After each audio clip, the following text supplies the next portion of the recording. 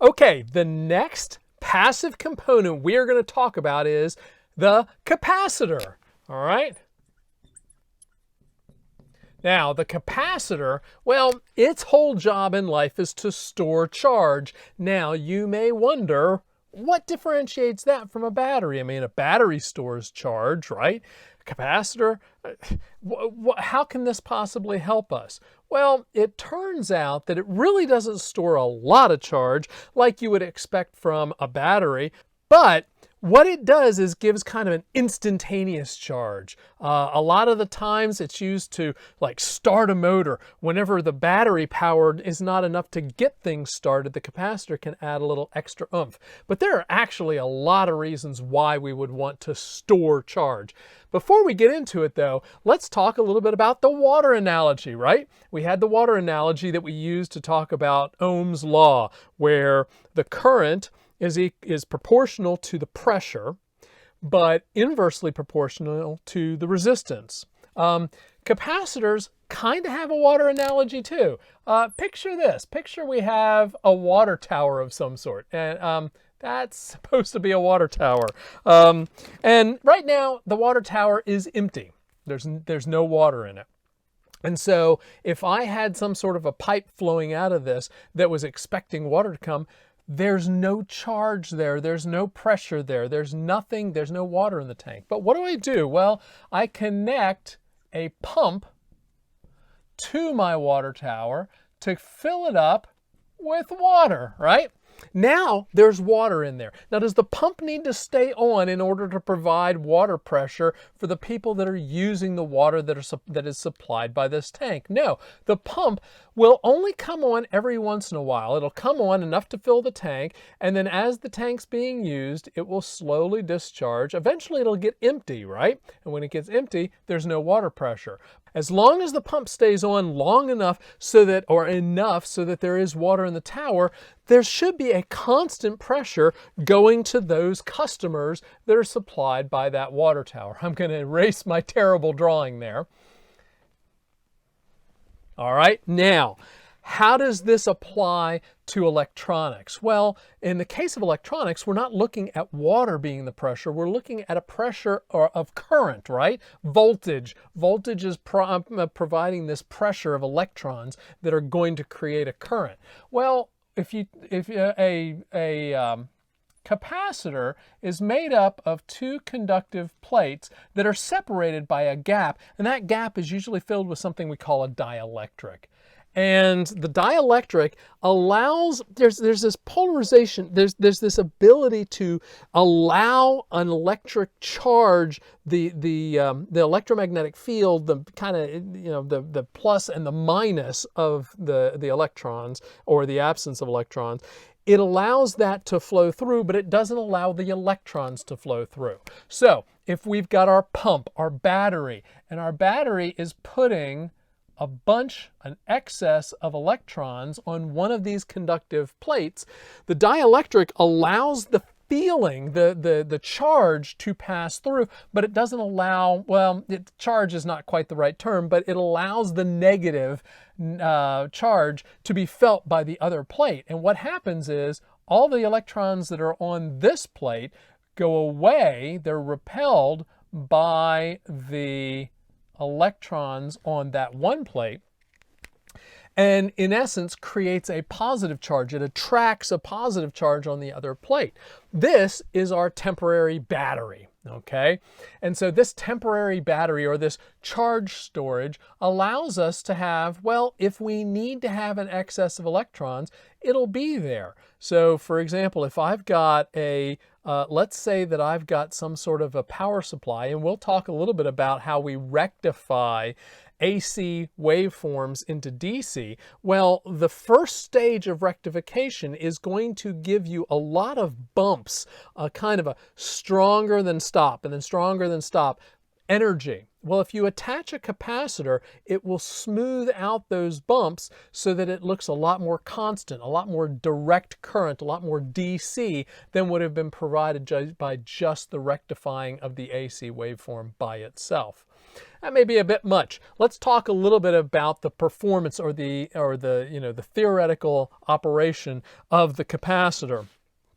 What we've got are two general activities, states for these capacitors. We have the charging state and then the discharging, right? State, maybe not the right word, condition. And the circuits are slightly different. In the charging state, we have to have something to charge it, right? The pump, the pressure. So I'll make a battery, all right? Now this battery, I'm going to run it through a resistor first, and I'm going to give it a resistance of just R. And then I'm going to pass it through a capacitor. Now, how do we draw a capacitor in an electronic schematic? Well, there are a couple of ways, because actually there are a couple of different types of capacitors. There is one type which is just two horizontal lines separated by a gap. That kind of looks a little bit like those two plates, right? Now, that type of capacitor, you have more freedom in terms of how you connect it up. There's also a polarized capacitor, which has one of the plates is a curve. And what this means is that I always have to connect the flat side to the plus and the curved side to the minus. In other words, I always have to have my voltage drop going in that direction. For this particular drawing, I'm just going to make the regular capacitor with the two flat plates. And I'm going to give it a capacitance of C. Now, capacitance is the measure of the capacity of that capacitor. And capacitance has units of farads. All right.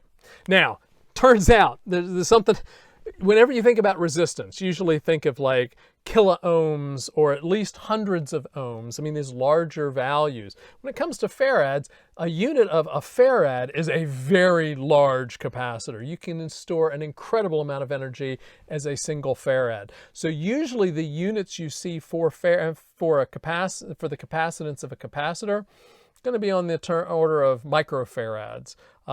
So it's 10 to the negative 6th farads. So much lower values. Now, what happens whenever you connect up this circuit? Well, when you connect up this circuit, what happens is the current flows, right? You've got current.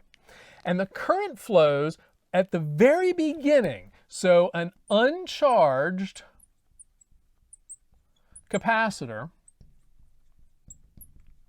it really has kind of an effective resistance of 0 ohms.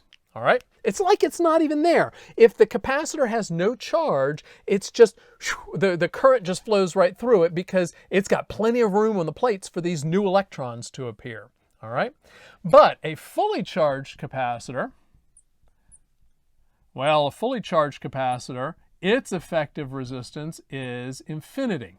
All right, so what ends up happening is whenever we first connect the battery to the discharged capacitor, it's as if the resistance R is the only thing that's there. That's why you've got to have the resistor there, because if you don't have the resistor there and the effective resistance of the capacitor is 0, it's basically a short circuit. The current is going to flow really quickly, all right? So we have that resistor to kind of slow things up. I'll show you a very important reason for the resistor in a moment. Now, as this capacitor charges up, remember our voltage divider. So we have this voltage across the capacitor. I'm just going to call it V sub C. As the voltage increases across the capacitor, the current slows down.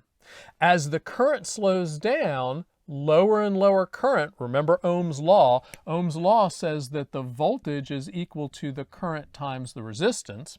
Well, As the capacitor charges and charges and charges, it's going to get more and more and more voltage. So that voltage divider is going to take voltage away from the resistor. And so as the current is, as the charge on the capacitor is getting greater, the current is getting smaller and smaller. What's happening to our voltage across the resistor? Well, as our current's getting smaller and closer to zero, the voltage is getting closer and closer to zero until the fully charged capacitor is going to have a voltage across it that's equal to the voltage across the battery, and we will have no current flowing. That's a fully charged capacitor. Our water tank has been fully filled. All right. Now, what do we do when we're discharging a capacitor?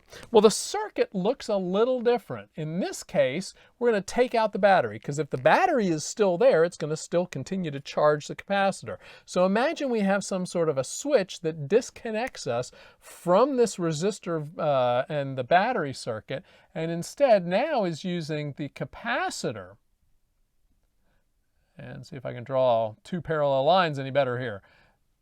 Have our capacitor serving as the power source and our resistor now. Now, when the capacitor is fully charged, it's got a voltage of V, and so our current through the resistor is going to be V divided by R, Ohm's law, right? And so V divided by R, we've got a fully charged capacitor that is discharging through this resistor. Now, as it discharges, the voltage across the capacitor gets smaller and smaller, which means the current through the resistor is getting smaller and smaller and smaller until the capacitor is fully discharged. And that capacitor is fully discharged, there's no voltage across the capacitor, hence there's no voltage across the resistor, and there's no current flowing through the resistor or through the circuit at all, okay?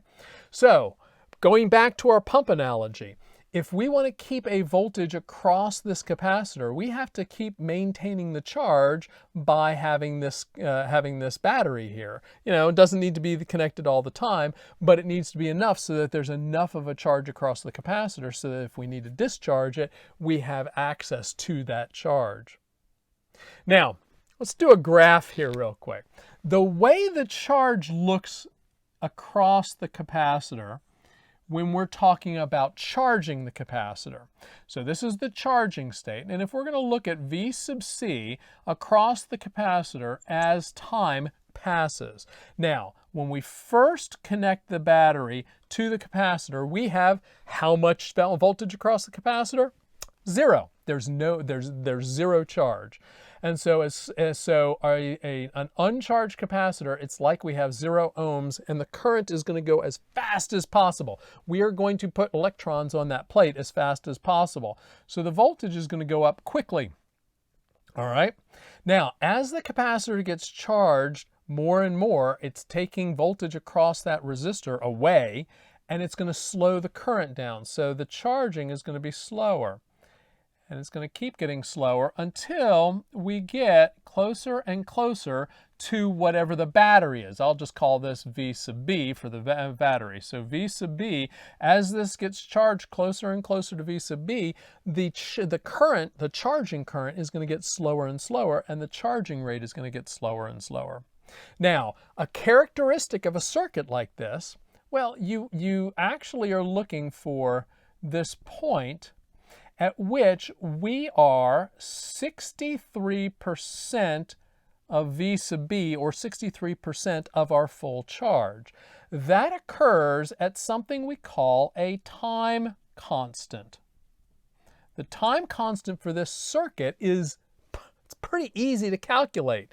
It is simply R times C. Okay, so this time constant, R times C, gives you an idea of how quickly we are going to charge. Think about it. The higher the resistor, the larger our time constant, the longer it's going to take. The larger our capacitor, the more capacity we have, the longer it's going to take to get that capacity filled. So R or C getting larger is actually going to extend this time constant. In other words, how long it takes to get 63% of our battery, so, of the capacity of how much we're trying to charge it. Okay. Now, Let's talk about discharging. Well, discharging, it's very similar. We also have a time constant, except what happens is our graph looks like this. So we've got the voltage over the capacitor, and then we've got this initial, we'll just call this one VB again. Now what happens? As soon as you put the resistor across there, man, we're going to start throwing current through that resistor as fast as possible, and the voltage is going to start decreasing, which means our current is going to start decreasing. And we get a curve that looks like this. All right, we get closer and closer to 0 volts. Well, guess what? We've got a time constant here. And this time constant, R times C, is going to dictate when we have reached 37% of our original full charge. All right. So this brings us to a second application for capacitors. The second application for capacitors is this ability to time things. All right. In order to get a specific amount of time, to measure time. And there's a really interesting chip out there. It is called, and all of the geeks know about this chip, it is the 555 timer chip or circuit. Now the 555 timer utilizes capacitors and resistors in order to generate time. Well, generating time is not quite the right term. But what you're looking at is if you want to have something, for example, maybe an event occurs. All right, and you've got time going along here, and there's some sort of an event. Now, the event triggers a pulse. So you get a pulse, and then you want that pulse to happen for a specific amount of time, and then stop. So what you're trying to do is you're trying to get this opportunity to take an event, to see an event happen, and then simply give the processor a certain number of milliseconds, say, pulse, that happens as a result of that event occurring. You can do that with a 555 timer circuit and using the features of a capacitor. There's another one. Hopefully I'll have enough room to put this up here. It looks like it looks like I'm drawing across my forehead or something. Maybe as time is going on, instead what you want is a pulse train. If you're familiar with this periodic pulse train, that means that you have a regular sequence of pulses.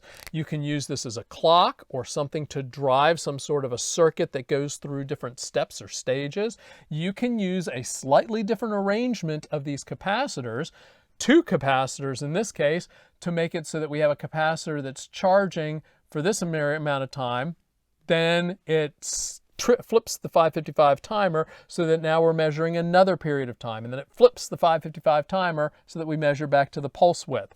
And by doing this, we can actually, by changing the sizes of our capacitors and the resistances of our capacitors, we can actually create either a fixed width pulse from an event or just simply a pulse train in order to drive our digital circuits.